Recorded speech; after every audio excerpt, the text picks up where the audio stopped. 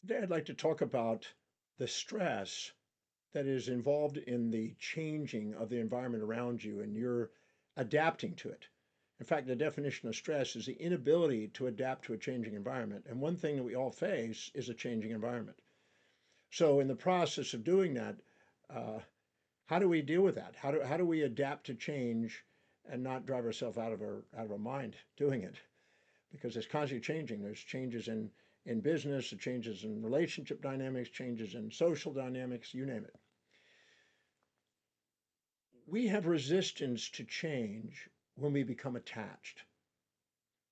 So let me address that. There's two types of attachment. This was addressed in a Buddhist philosophy, but it's basic common sense, really. Anything that is highly polarized in your perceptions, anything that's extremely positive or extremely negative, you're going to fear the loss of and fear the gain of.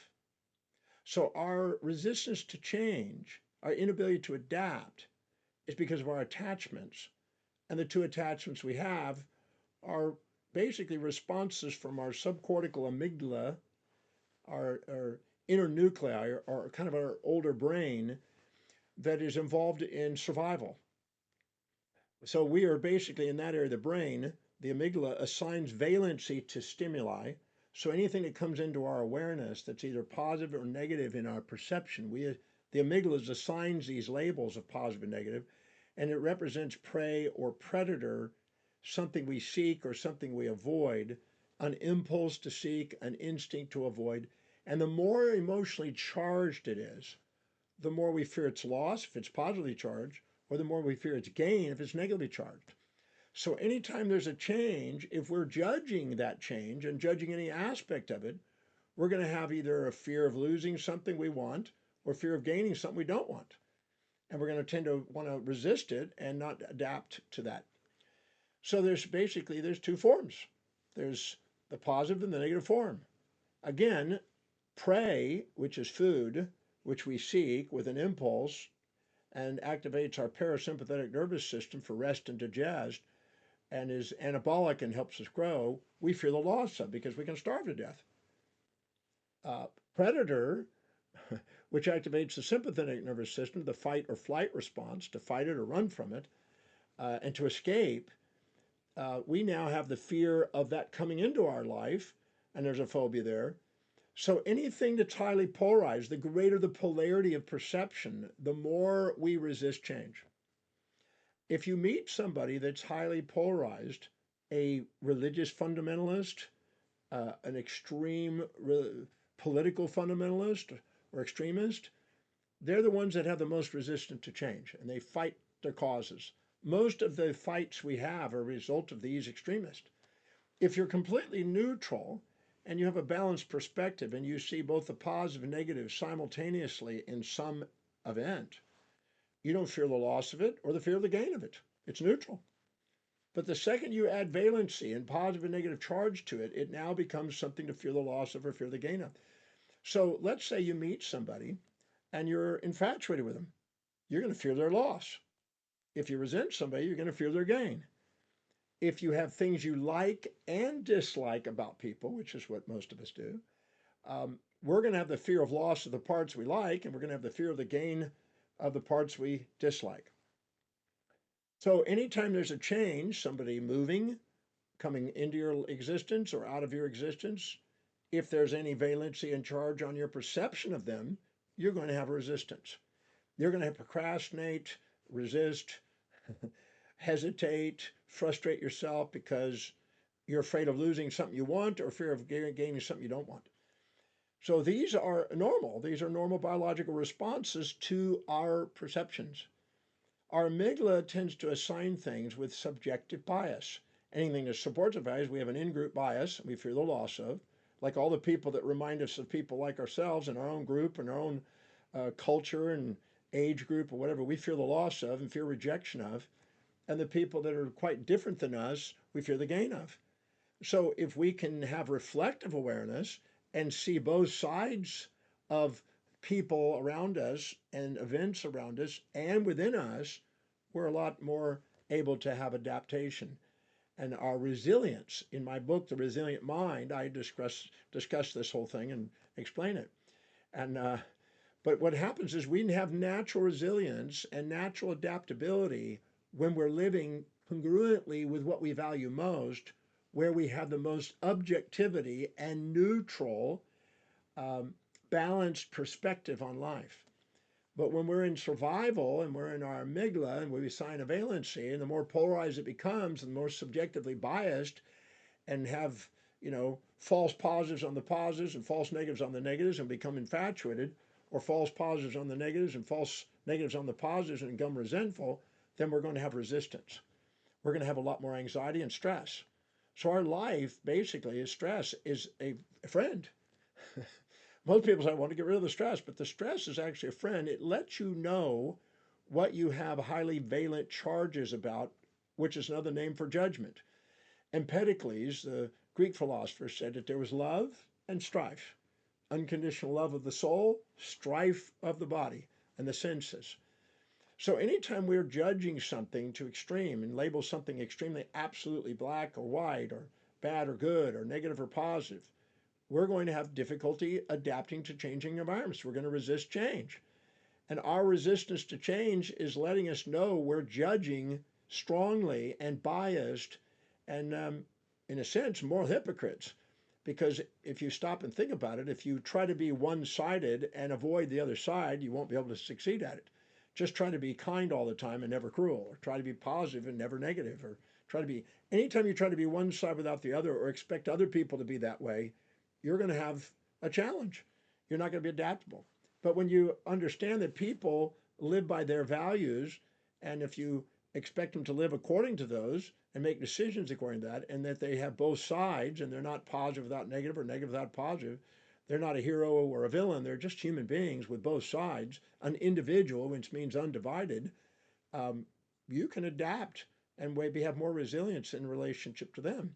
And the same thing in yourself. If you see both sides of yourself, if I went up to you and I said, you're always positive, never negative, always kind, never cruel, and if you believed it, well, then you're going to have a difficulty um, adapting with the loss of the positive and the gain of the negative when it happens. But if you embrace that you are two-sided, that you have positive and negative, and you're kind and cruel, and nice and mean, and positive and negative, and peaceful and wrathful, and you have support and challenge, and you have two sides, and you don't need to get rid of any part of yourself to love yourself. You can love both sides simultaneously. You're way more resilient and adaptable. That's why I talk about values so often. When people live according to their very top values, their highest values, the blood glucose oxygen goes into the forebrain, the medial prefrontal cortex, and that area of the brain is where you're more reasonable and more objective and more logical. Daniel Kahneman called it systems two thinking. And there you're more neutral. You're less likely to be polarized in your perceptions, way more resilient and adaptable, and more functional. You're more disciplined, reliable, and focused about your life. But if you're not doing what's highest in priority, the blood glucose and oxygen goes into the amygdala. The amygdala puts and assigns valency to perceptions, distorts it. Why? Because if it is on the positive side, it tends to exaggerate that to make sure you get adrenaline going enough to capture the prey so it doesn't escape you and you fear the loss of it. And if it's a predator, again, it causes an accentuation, a dramatization of the perception in order to run from it or to have the energy to fight it. So anytime we're not living by high priority and we're allowing ourselves to be run by our kind of our animal brain, our amygdala and our reptilian part of our brain, and we're automatically going to be in fight or flight or rest and digest, and we're going to be polarized, and we're going to be fearing the loss or the gain of things, and we're going to resist change. But if we balance out our perspective, we liberate ourselves. That's why in the breakthrough experience, which is one of my signature programs I've done the presentation of about 1,262 times, I believe is the exact number. Uh, in there, I take people who have a major resentment and I find out what the individual did that they're resenting, that they falsely assumed is the cause of their discomfort or whatever, and find out where they've done it to the same degree, find out how it served them until it's neutral, it's not positive or negative, and find out if they had done what you would hope they'd have done in that moment they did the behavior you didn't like, what have been the drawbacks to crack the fantasy about how things are supposed to be, and you don't live in this basically resentful situation that they're not living up to the fantasy expectation you have. And now you have a neutral perspective now. And if that person comes into your life, you're not anxious. You don't have a resistance to them. And if you're infatuated with somebody and you're conscious of the positive and unconscious of the negative, if I ask you, where do you do the same thing? And own what you see and have reflective awareness, and what are the drawbacks of their behavior, and bring it back into neutrality. And if they had done what you would not want them to do, what would have been the benefit? So you're neutral on it, you're not judging it. You get to more unconditionally love it. You don't have a resistance to change. The people can come in and out of your life without an attachment, as the Buddha says. And the desire for that which is unobtainable and the desire to avoid that which is unavoidable is a source of human suffering in the Buddhist teachings. And so the Stoics understood this, even Christians understood this. Almost every philosophical and religious perennial philosophy has understood this. So being able to have equanimity within the mind and equity between yourself and others, and be able to walk the middle path, the Taoist path, if you will, or the Stoics' unattached state, is certainly a lot more liberating than it is, because you're liberated from it. Anything you're highly polarized on is going to occupy space and time in your mind. It's going to run your life. You've been in a sleeping situation where you were highly infatuated with somebody or manic about something and you couldn't sleep, or highly panic and resentful and nightmarish about somebody and you couldn't sleep. The more polarized it is, the more your body is in fear of losing something or fear of gaining something, and the more it stays awake out of anxiety.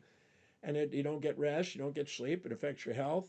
But if you balance out the equation by living by priority and learning questions, the quality of your life is based on the quality of the questions you ask, and learning questions that equilibrate the mind, you liberate yourself from all this attachment, these polarized perspectives, the amygdala's biased interpretation, the in-group, out-group biases, the false positive and false negative interpretations of your reality, and you become in touch with what's actually there.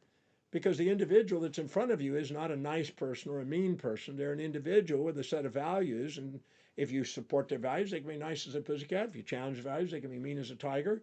They're a human being, and you are a human being, and you deserve to be loved for both sides, and they deserve to be loved for both sides. So if you balance out the equation, you're way more adaptable, way more resilient, less preoccupied by space and time occupation of and have intrusive thoughts by all these things that are highly charged and valent. You're not as judging, you're more present, because when you're judging, you're living in the past or future and storing things in your hippocampus and creating all kind of anxieties and ecstasy fantasies that are torturing your life. And so what happens is you liberate yourself from all that baggage, emotional baggage is what they sometimes call it, and become present. In that moment of presence, when you see both sides simultaneously and you have a neutral view, which is what happens when you live according to your highest values, or what happens when you finish the Demartini method and that I teach in the breakthrough experience, and how to dissolve the charges that you have on past experiences so you're not carrying around the baggage that keeps you in anxiety of change, you're more adaptable. And life is changing nonstop. We're being perturbed every single day of our lives. And the question is how fast can we turn to homeostasis? You know, Walter Cannon wrote a book, The Wisdom of the Body, and Claude Bernard talked about homeostasis. Our brain and body and psychology and our physiology is doing everything it can to stabilize us in a nice changing environment constantly. We're constantly being perturbed. We're constantly being, quote, stressed or distressed by our perceptions. And if we can balance out our perceptions, see both sides of things, we're resilient, adaptable, and we don't have resistance to change. So I just wanted to go over a few moments of that and let you know that you have that capacity. The quality of your life is based on the quality of the questions you ask. If you have a valent perception and it's polarized, you can ask, where's the opposite side, and balance it. It's there. No event is one-sided. Every event has two sides. Every individual has two sides. Every goal has two sides. Every experience has two sides. At least those two sides. So if you ask the right question, see the other side, and balance the equation, the world around you is not running you. You're running you. You're a victim of your history when you don't see it, and you're a master of your destiny when you do. And you can sit there and be polarized or synthesized, as I call it. And if not, you're living in past and future, never present, or You're living in the present. That's where the power is. And people that do that are empowered. And remember, whenever you infatuate with somebody and put them on a pedestal, you're going to inject their values and try to live in their values, and that's futile. It's non-sustainable.